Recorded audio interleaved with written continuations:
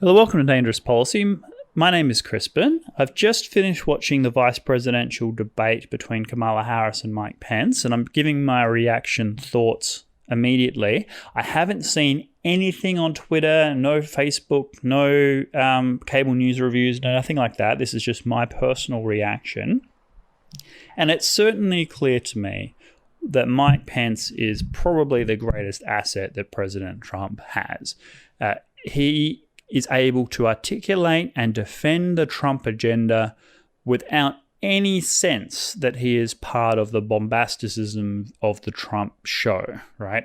He is a very liked person among the conservative base, and known for his respectfulness and authority and decorum, and able to articulate Trump's vision in a way that Trump himself could only dream. So an excellent advocate for the Trump re-election. And also, one cannot underestimate his longevity in this administration at a time when almost everybody else, in fact, pretty much everybody else, has been turned over in the White House several times over.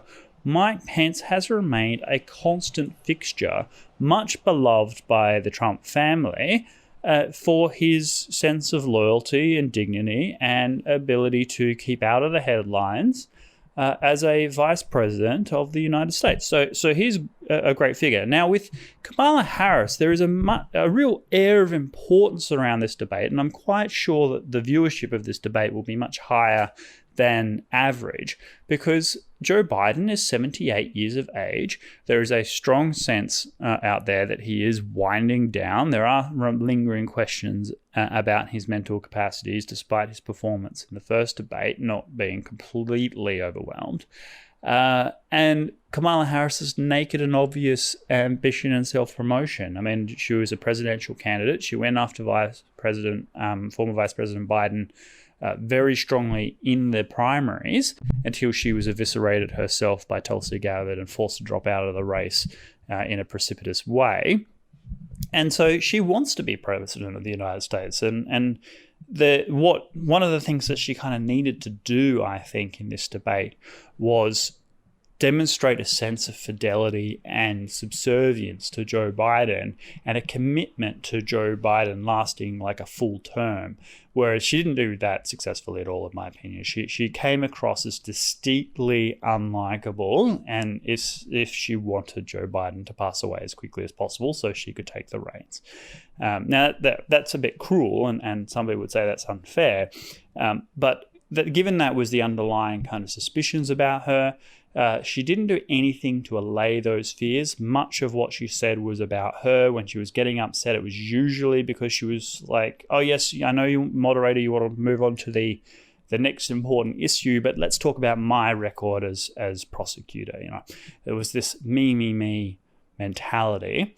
And when Vice President Pence occasionally, and I stress occasionally, nothing like the first debate, interrupted her or made a counterpoint, she would slam back with, I'm speaking. Now, I know she did that as an attempt to sort of lean into the fact that she's a woman and a minority, and really playing up those cards as much as possible to try and make Mike Pence look as though he's sort of mansplaining or, just talking over her, which he didn't do really at all, which made her kind of reaction leaning into it seem fake and obvious. So I think she came across as distinctly unlikable to the audience. On the issues, she was utterly eviscerated. I mean, on her strongest issue was the pandemic, because of course America has suffered immensely due to COVID-19, over 7 million infections, 200,000 plus deaths, and yet Vice President Pence managed to defend that record extremely well, highlighting the fact that Joe Biden was against closing down the borders with China, then spinning the narrative further as to what that meant in terms of impact, how many lives that likely saved. And I think he did kind of manipulate it a bit, at the time, that when he said, look, even if we did everything perfectly well, we're still looking at over 200,000 deaths. I think that, he's using a bit of hyperbole there, but certainly Kamala Harris did not pick up on that. And so and then she kind of leaned into all these personal stories about people at home. And this was the same tactic that Joe Biden used in the first debates. This is clearly the Democrat tactic, is try and talk directly to the American people.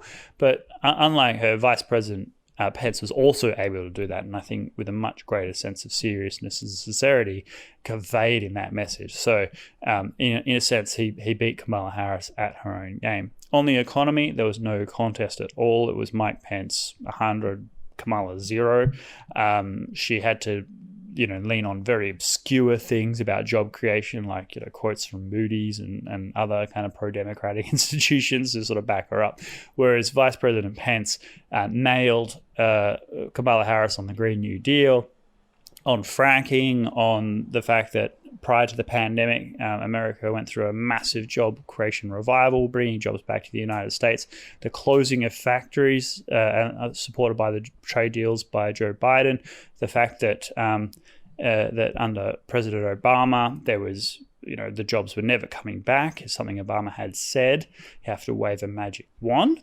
And so he made the point, and I think in a way that if President Trump could only do himself would win him the election, which is that people have this nostalgia for Joe Biden because of the Obama years. Now, Joe Biden has hurt himself a little bit when it comes to not being able to show the same sense of decorum as President Obama, because that's what a lot of the nostalgia comes from, but also reminding people of all the terrible things that did happen during those Obama years that people sort of seem to have forgot because of the short memory of the Trump years. And Mike Pence brought that all back in vivid terms. So he certainly drubbed her on that. And then on China, this is where I think Kamala Harris did a little better than Mike Pence. This is the one area where I think she did better. And it's not on the issue itself, but the fact that Mike Pence was never able to move on to the next issue sufficiently.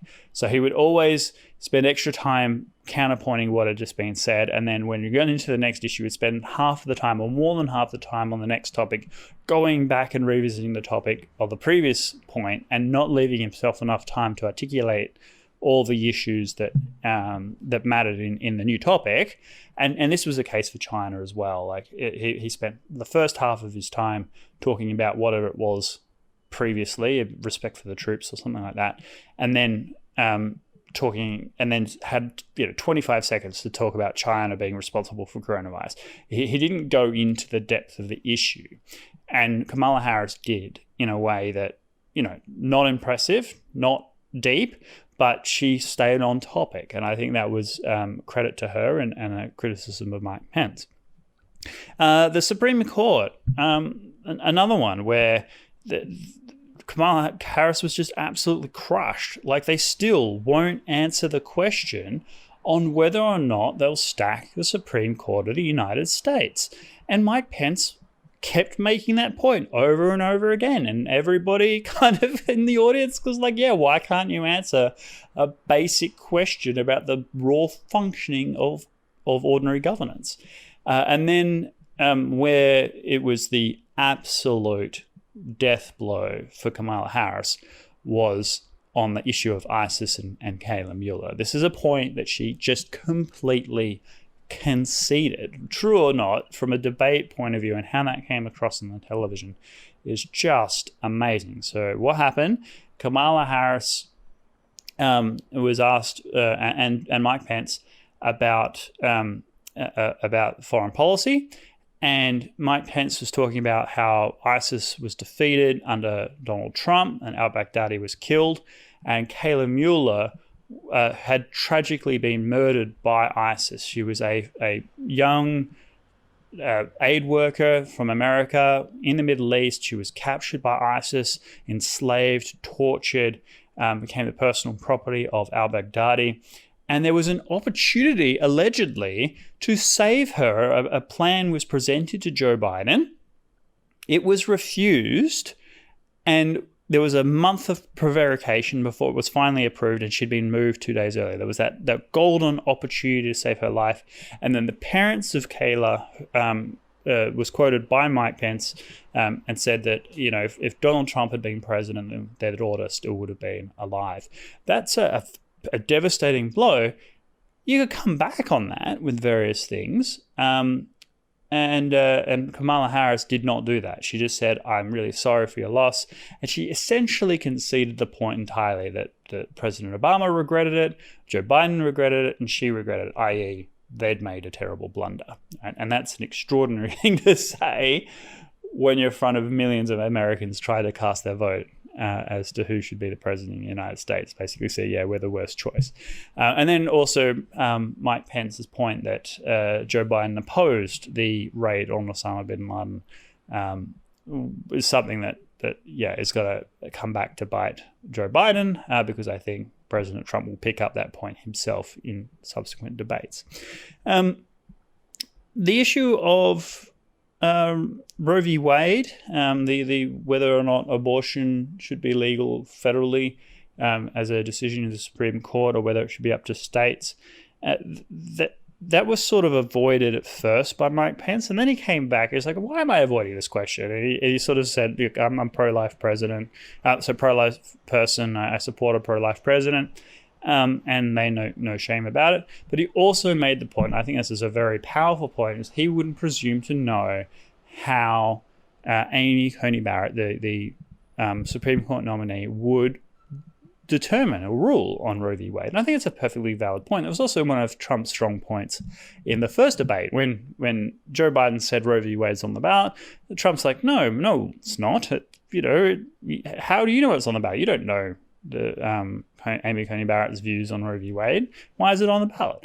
Like, this is a very, there was just bluster from the Democrats, and that really something that Mike Pence and President Trump in the previous debate did expose. It was certainly a much more substantive and thoughtful debate than at any point previously. Did Kamala Harris make any other good points? Not really. She did defend herself reasonably well when it came to her history as a prosecutor, saying that, she participated in reform, although Mike Pence eviscerated her on that as well. I don't know. It seemed like a complete one-sided drubbing. I'm really struggling to find points where Kamala Harris kind of got one up on Mike Pence. I think her strategy was kind of obvious to the Republicans, and that their gaming out of what Mike Pence should do in response was highly effective. I don't think the Democrats were ready or properly prepared Kamala for that. She did have more personal stories to tell regarding, people's Americans. She did link things back to more anecdotes, but in the face of Mike Pence's, sincerity of words and forcefulness of expression, I think that was kind of washed away. So this was sort of a game, set, and match for Mike Pence, in my opinion. Do I think it changes the race dramatically? No, I don't. I think it will settle a few nerves on the Republican side. It will remind them that they can win this despite the massive gap in the current polling.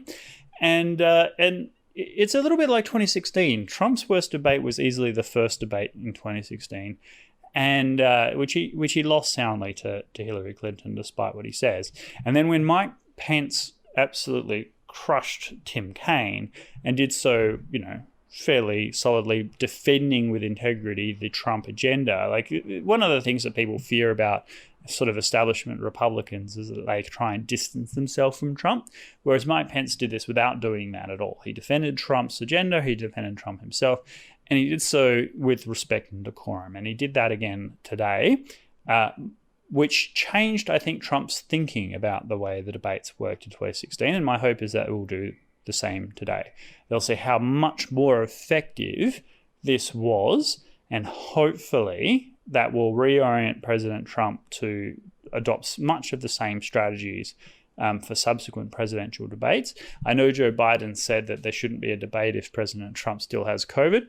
I'm confident there'll be a debate, no matter what. Hopefully the president will be over COVID completely and won't have it in his system, and they can have it in person.